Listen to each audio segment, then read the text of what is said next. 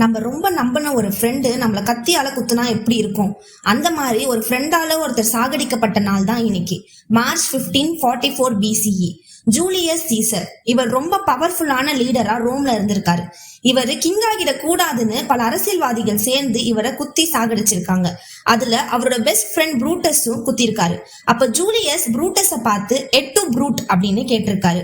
அப்படின்னா நீயுமா அப்படின்னு அர்த்தம். 23 முறை இவரை குத்தி சாகடிச்சிருக்காங்க. ஆனா இதெல்லாம் நடக்கிறதுக்கு முன்னாடி ஜூலியஸ் கிட்ட ஒரு சூத்சேயர், அதாவது ஜோசியர் மாதிரி ஒருத்தர் பீவேர் தி ஐட்ஸ் ஆஃப் மார்ச்னு சொல்லியிருக்காரு.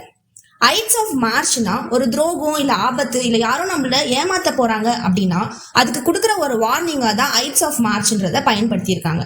இன்னைக்கு வரைக்கும் ரோமன் கேலண்டர்ல ஐட்ஸ் ஆஃப் மார்ச்னு மார்ச் 15 மென்ஷன் பண்ணிட்டு தான் இருக்காங்க. ஜூலியஸ அவர் ஃப்ரெண்டு பேக் ஸ்டாப் பண்ண மாதிரி உங்களுக்கு யாராச்சும் துரோகம் பண்ணிருக்காங்களான்னு கமெண்ட் செக்ஷன்ல சொல்லுங்க.